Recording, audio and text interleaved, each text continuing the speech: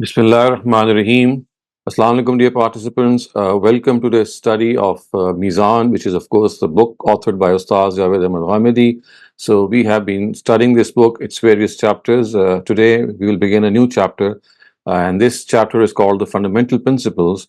And as the name shows, this chapter is basically consists of principles that tell us how we can understand Islam, the sources of Islam, and what exactly are the principles of deriving various directives from the sources themselves. Ustaz Javed Ahmed Ghamidi has written this as the first premise or the first foreword of the book. The book has two forewords, and has two uh, basic premises on which the whole edifice of religion stands. We have already studied the earlier one, which is called the framework of Islam, which gives a overall picture of the various directives of Islam and how they are placed in relation to one another. The chapter that we are beginning today, which of course is another forward, or it's like a preamble, we can say, the first preamble of his book. In Urdu, it is called Usul Mubadi, and it has been translated into English as Fundamental Principles. So, religion is the guidance which was first inspired by the Almighty in human nature, and after that, it was given by Him with all essential details to mankind through His prophets. This is the fundamental premise that we have to understand, that it was first inspired in our own selves, or our own nature, our own intellect, our own conscience, and our instincts. These are the first forms of guidance that were given by the Almighty, and because they fall short in certain respects, so the Almighty gave us inspired guidance. He revealed divine guidance, and He gave this divine guidance to specially chosen people who are called messengers and prophets of God. So, Muhammad, peace be upon him, is the last of these prophets, and it is now he alone in this world who is the sole source of religion. It is only through him that human beings can receive divine guidance, and it is only he who, through his words, deeds, or tacit approvals, has the authority to regard something as part of Islam until the day of judgment. And in this regard, the fundamental verse which bestows this position to him is the following one, is this one which is now displayed before you. This is verse second of the 63rd surah, 62nd surah, I'm sorry. This is Surah Jummah. It says, هُوَ الَّذِي بَعَثَ فِي الْأُمِّيِّينَ رَسُولًا مِّنْهُمْ يَتْلُو عَلَيْهِمْ آيَاتِهِ وَيُزَكِّيهِمْ وَيُعَلِّمُهُمُ الْكِتَابَ وَالْحِكْمَةَ. So it is he who has sent among the unlettered a messenger from amongst themselves, who recites out to them his verses and purifies them. And for this purpose, he instructs them in Sharia and in Hikmah. So, as you can see, what we have already studied in the framework of Islam, which was the second preamble, of course, in sequence, the second preamble was the framework of Islam, and this is the first preamble. But since we have started the second preamble first, we know that the objective of religion is basically taskiyah, or as this verse calls it, yuzakkihim. And the way through which this taskiyah takes place is by instructing them in the Sharia and Hikmah. So, Prophet Muhammad, peace be upon him, is responsible of instructing people with the Sharia and the Hikmah. And when they are able, the consequence of this is that their ideology, their beliefs are purified, and as a result, their deeds are also said to be purified. So, this law and this Hikmah, which is the true religion, is actually called Islam. And the source of this religion is Prophet Muhammad, peace be upon him, from whom it has been given to the Ummah through the consensus of his companions, which is called Ijma in Arabic, and through their perpetual practice and perpetual recitation. And this is, of course, in two forms. This perpetual practice and perpetual recitation, of course, is something that we also call tawatur in the Arabic language. And it is something through which generations after generation transmit a piece of information, and this is not just transmission of an incident. It is basically transmission by perpetual practice and perpetual recital. And the consensus actually refers to the fact that people, or the Sahaba, the companions, they were unanimous in giving the contents of religion, and as such, this religion, which has been given to us by Prophet Muhammad through consensus and tawatur, or perpetual recital and practice, is in the form of the Quran and the Sunnah. Now, as far as the Quran is concerned, every Muslim knows that it was revealed by God to Prophet Muhammad, and it has since then remained with this Ummah with the unanimous verdict from the Ummah itself that it is this very book which was revealed to Prophet Muhammad and which his companions, through their consensus and through their perpetual recital, delivered to the world without the slightest alteration. So, the way it was revealed, it is found with the Ummah in exactly the same form, in exactly in its original words, and as such has been preserved right in accordance with the promise that the Almighty made in the Quran that He will preserve this message and there will not be any slightest of alteration taking place. The second source or the second means through which Prophet Muhammad has given this religion to us is the Sunnah. And by Sunnah is meant that tradition of Prophet Abraham's religion which Prophet Muhammad instituted among his followers as religion after reviving and reforming it and after making certain additions to it. The Quran has directed Prophet Muhammad to obey the religion of Abraham, and this tradition is a part of it. And this directive of the Quran, of course, is something which tells us that the Sunnah is something which the Prophet himself was told to follow as a directive of the Quran. So the words of the Quran are ثم أوحينا إليك أن اتبع ملة إبراهيم حنيفا وما كان من المشركين. Or in fact, it is, and then we revealed to you to follow the religion of Abraham, who was truly devoted and who was not among the polytheists. So, summa awhayna ilayka. So, it's basically Prophet Muhammad being told that you have to follow the religion of Abraham, who was truly devoted and was not among the polytheists. So, this practice is something that pre exists the Quran. The Quran was given later. This Abrahamic practice existed before the revelation of the Quran. And as we have just said, that it was revived and reformed. And of course, certain additions were made to it as well by Prophet Muhammad. And then it was transferred to the Ummah. So, on the one hand, we have the Quran, and the other hand, we have the Sunnah. The Quran has reached us through perpetual recital, and the Sunnah has reached us through perpetual adherence or perpetual practice. And both of these both of these sources, we can say, of religion is something that have originated from Prophet Muhammad himself, and they are found with the Ummah the way they were supposed to remain preserved, and they have reached us absolutely in their original shape. We've already discussed earlier on that as far as the contents of religion are concerned, so we've just seen that Ash-Sharia and Al-Hikmah are the two contents of religion, as was actually pointed out in the verse that we just discussed of Surah Jummah. So we have also seen earlier on that as far as the Sharia is concerned, which is also called Al-Kitab, it comprises of 10 broad topics, and these are the Sharia of virtue of ritual, the social Sharia, the political Sharia, the economic Sharia, the Sharia of preaching, the Sharia of jihad, the penal Sharia, the dietary Sharia, Islamic customs and etiquette, oaths and their atonement, and almost all of them we have already covered in our previous sessions. And as far as Al-Hikmah is concerned, which is of course the second component of religion, so remember, Prophet Muhammad is the source of his religion. The way this religion has been given to us, the two sources of religion are the Quran and the Sunnah, and the contents of religion are divided into Al-Hikmah and Al-Sharia. Al-Sharia is law, and these are the 10 components of the law, and Al-Hikmah actually comprises two topics, and that is faith and morality. So if we are now able to understand this broad prospect, we also need to understand that as far as Ustaz Ghamidi is concerned, he has also made it a point to tell us that this consensus that we have regarding the practices of the Prophet, Prophet Abraham, and of course that were revived by Prophet Muhammad, they can be actually enumerated. So Ustaz Ghamidi has actually made a list of the Sunnah that was transferred, and they can actually be categorized. So as far as the first category is concerned, it is what we call the worship rituals. So through the worship rituals, the content of religion that we have received is, number one, the prayer. That is something that all prophets of God have offered, and it has existed right from the time of Prophet Adam, and so is the case with other worship rituals. At least we know with certainty that after Prophet Abraham, they were given a very definite shape. So these include zakat and sadaqat of Eid al-Fitr, fasting and itikaf, Hajj and Umrah, and animal sacrifice, and the takbeers during the days of Tashriq, which we know. So these are the 5 rituals that have been transferred through the Sunnah of the Prophet.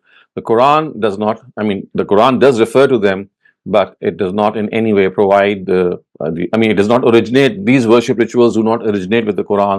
They exist even before the Quran, they existed even before the Quran was revealed. And the next category in this regard is the social affair. So, as far as the social affair is concerned, there are 2 things that have been transferred by the Sunnah. One of them is marriage and divorce and the relevant details, and the other is abstention from coitus during the menstrual and the puerperal period. So, this is also something, although the Quran does refer to these practices, but primarily they have originated before the Quran, and hence they have to be regarded as a Sunnah. The third affair in this regard is the dietary affair, and in this regard there are 2 things that have been transferred and transmitted by the Sunnah. First, prohibition of pork, blood, meat of dead animals, and animals slaughtered in the name of someone other than God. So these are the 4 prohibited items.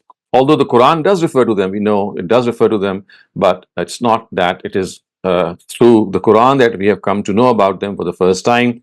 They were already there before the Quran was revealed. The only thing is that there were certain innovations and certain confusion that prevailed, and the Quran just needed to clarify once again. So it has just restated that Sunnah, which already existed.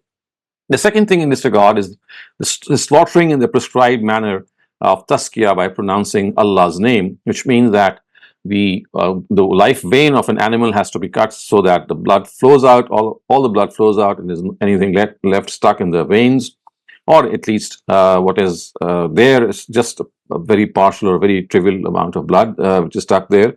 And the other important thing is that you have to pronounce the name of God, which is Bismillah Allahu Akbar, also called takbir, which is like basically a permission which is given to human beings once they would like to consume an animal. They must not, they have to pronounce, they must not pronounce any other name, and they must not also leave this takbir in any way. They have to pronounce this takbir, which is Bismillah Allahu Akbar, and this signifies God's permission to take the life of an animal. Otherwise, this is not even allowed.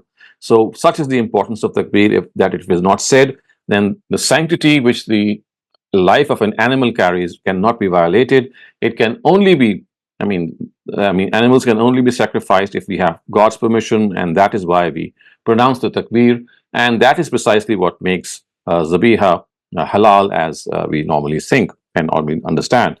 Next, we have the customs and the etiquette affair, and that also is a affair that we will briefly refer to. But remember, this is the largest part of through which the Sunnah has been transmitted, and the number of components of Sunnah that you'll find in this affair are the largest in their quantity and in their number. So I'm just going to enumerate them. Remember, these are the practices of the Sunnah that we are studying, as have been prescribed and discussed and understood by Ustaz Javed Ahmed Ghamidi. So the first thing is remembering Allah's name before eating or drinking, and using the right hand for eating and drinking. The second is greeting one another with Assalamu alaikum, which means peace be to you, and responding with Wa alaikum assalam, which also means peace be to you. The third is saying Alhamdulillah, which is praise be to Allah, after sneezing, and responding to it by saying Yarhamukallah, which means may Allah have mercy on you. And then the fourth practice is that keeping mustaches trimmed. The fifth one is shaving the pubic hair. The sixth is removing the hairs under the armpits. The seventh is paring fingernails. The eighth is circumcising the male offspring. The ninth is cleaning the nose, the mouth, and the teeth. The 10th is cleaning the body after excretion and urination. The 11th is bathing after the menstrual and the puerperal periods. 12th is ghusl janaba, which of course is well known to everyone. And then we have the 13th practice, which is bathing the dead before burial. So this is also a sunnah. And the 14th sunnah in this regard, or the 14th practice, is enshrouding a dead body and preparing it for burial. The 15th practice is burying the dead. The 16th and the 17th are Eid al-Fitr and Eid al-Adha. So these are the two practices which have in fact been added by Prophet Muhammad himself. The rest of the ones that we have already discussed and referred to are ones which pre-existed. So the revival that has taken place is basically of these practices that we have just enumerated, but the addition that has been made to these practices is of just two, and that is of Eid al-Fitr and Eid al-Azha. So, as far as these details are concerned, if we are able to grasp them, we can clearly see that we know what the Quran is. Of course, it is something that is found in every home. And as far as the Sunnah is concerned, we can divide the Sunnah into these broad spheres. And that is all what the Sunnah is. And it can be said with certainty that there is no difference between it and the Quran as far as their authenticity is concerned. So just as the Quran has been received by the Ummah through the consensus of the Prophet's companions and through their perpetual recitation, the Sunnah has been received by it through their consensus and through their perpetual practice. And it stands validated like the Quran in every period of time through the consensus of the Ummah, and there is no doubt or debate about it now. So just as the Quran is something that we definitively know, similarly, the Sunnah also is something that we very, very definitively know. And all that is Islam is actually constituted by these two sources. Nothing besides these two can be regarded as Islam or a part of it. However, now we have to come to another point which is also important, that narratives or ahadith which record the words, deeds or tacit approvals of the Prophet, generally, of course, we call them hadiths, they do not add and cannot add anything to the beliefs and practices of religion. This is because it is an irrefutable reality about these narratives that the Prophet never made any arrangement for their dissemination or preservation. So, just as he made tremendous efforts for the dissemination and preservation of the Quran and the Sunnah, he never ever made any effort to disseminate hadiths or narratives that record his tacit approvals or his actions and deeds. It was actually left to the discretion of the viewers and listeners whether to communicate them or not. So basically, it was the Sahaba who felt this need, and it was their initiative that they undertook to disseminate the knowledge of the Prophet, and this is what we call hadith. And whatever is mentioned in them with regard to religion is only an explanation and elucidation of the religion which is confined in the Quran and the Sunnah, and it also describes the exemplary way in which the Prophet followed this religion. So remember, whatever's in this hadith is basically an elucidation and explanation of the Quran and the Sunnah and how the Prophet himself went about following this religion. This only is the sphere of hadith which falls within the ambit of Islam. Outside the sphere, there exists no narrative which can be called or accepted as hadith. Of course, whatever it has is basically, it revolves around and it is founded upon the Quran and hadith.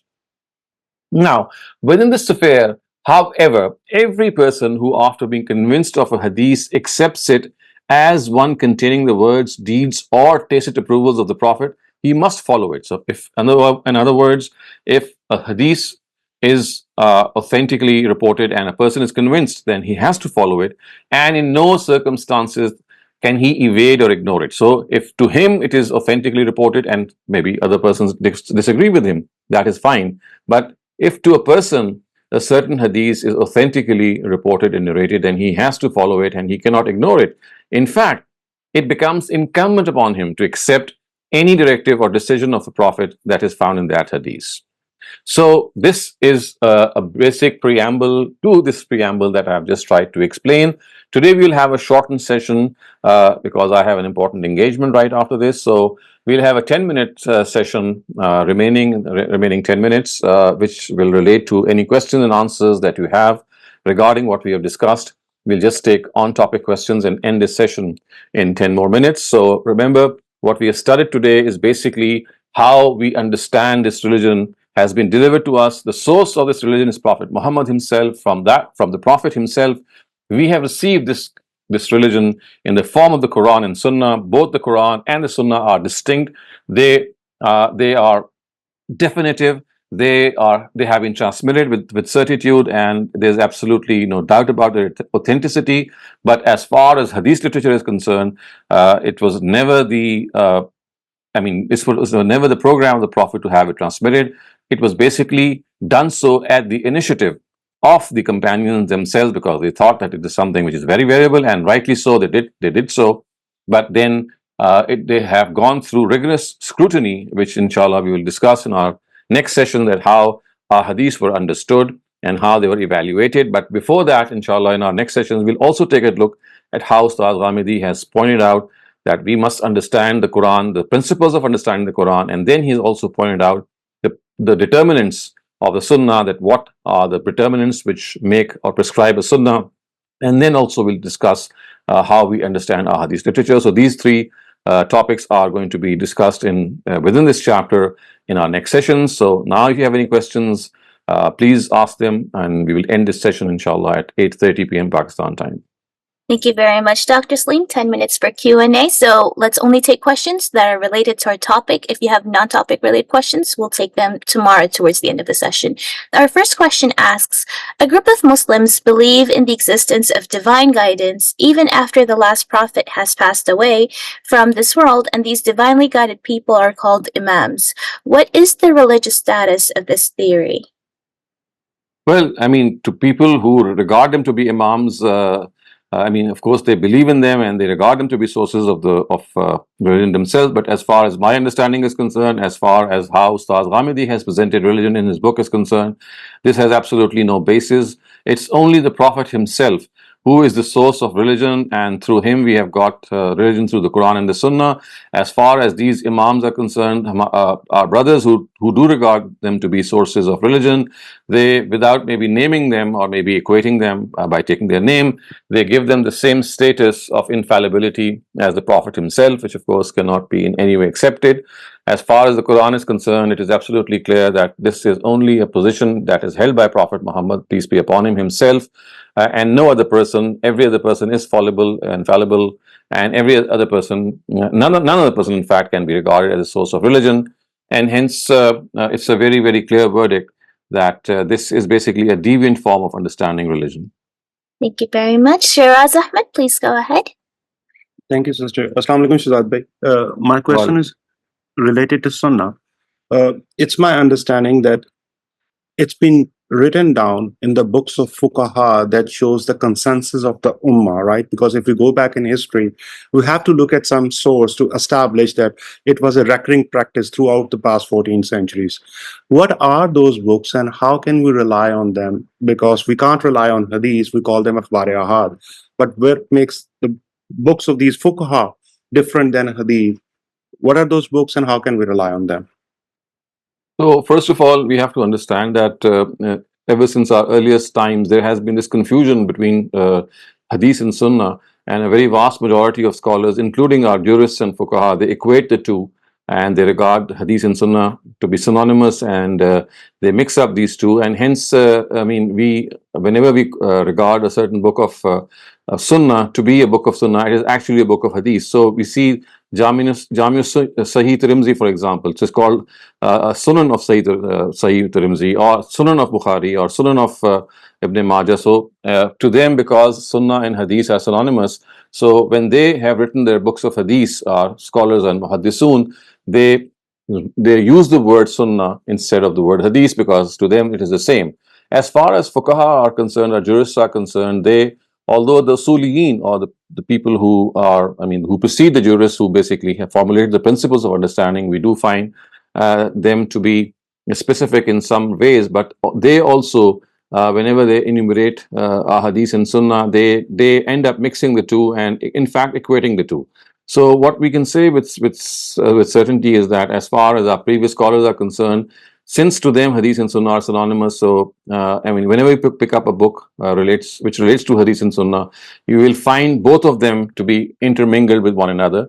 So basically, what Ustaz Ghamidi has done, he has tried to separate the two from the original works of these scholars. So these scholars have, jointly jotted down, or they have amalgamated Hadith and Sunnah in their recordings, in their books, in their treatises, and we don't find any work prior to Ustaz Ghamidi's work in which the Sunnah has been separated and absolutely articulated in the form of these words or these practices that I have just read out.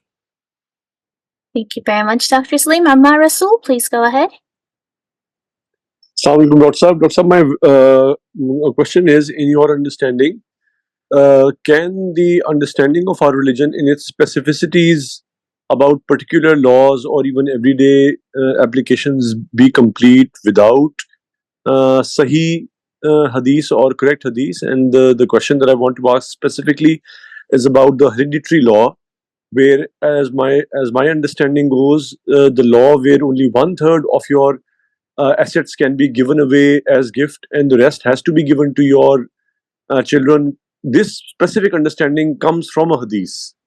And so, what is your overall general view on this, and also on this particular law?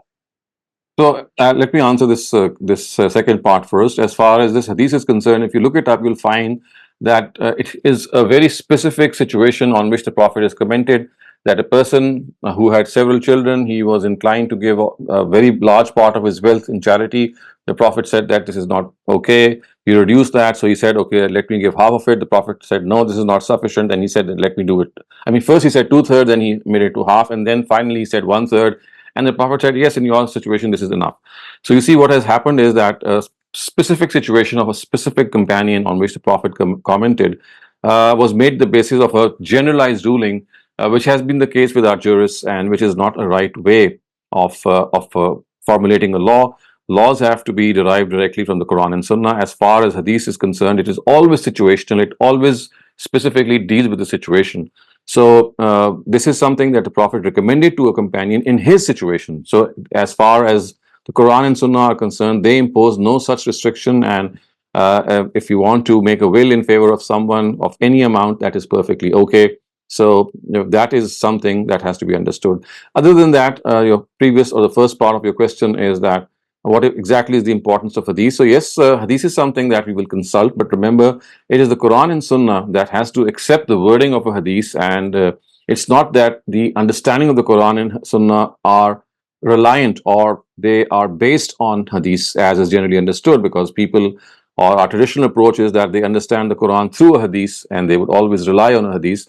Contrary to that, we have to understand the hadith through the Quran, because hadith we don't have in its totality. It's always partially transmitted and we don't have the full context. So it is the other way around, that we have to understand the hadith through the Quran. But having said that, if there were no ahadith, for example, yes, we would have been deprived of the Prophet's knowledge. But then this is something which is an additional understanding of a particular maybe directive or a set of directives. As far as Islam or religion itself is concerned, it is enshrined and confined to the Quran and Sunnah. And if there hadn't been a single hadith, or for example, the companions had decided not to transmit it, that would not have made any difference as far as God's religion is concerned. Yes, how the Prophet understood it, like it's like saying that how people who are the greatest scholars have understood it, we would have been deprived by their understanding. And because the Prophet himself was the greatest, perhaps the greatest scholar of Islam, we would have been deprived by his understanding. But that in no way means that that would have been something very, very important in not understanding religion. So that's something which is an additional thing. As far as the Quran and Sunnah are concerned, they are the two primary sources, and they are not dependent on our hadith in any way. Thank you very much, Dr. Saleem. We have time for one more question. Shiraz Ahmed, please go ahead. Try to make it as concise as possible. Thank you. I promise you. Thank you. It's just a follow-up question. That from your answer, what I inferred was that if you go and look back the entire historical content of Muslims, Sunnah is something that everybody will be describing. Some portion of it in the book of Hadith, other portion of it in the book of Fuqha, but irrespective of their personal beliefs, of their sectarian belief, that is something that everybody would have consensus on, irrespective of which you will look at. That is right? correct. That is correct. And That is that's how absolutely correct. And whatever else is concerned, you will never have a consensus on that. So that is what Ustaz has done, that he has separated that part of Hadith and Sunnah which is agreed upon by everyone. And that has automatically made it the agreed upon part as a Sunnah, and the rest, of course, is something that is always debatable, and that is always something that we have to look up and understand whether it has been authentically transmitted or not.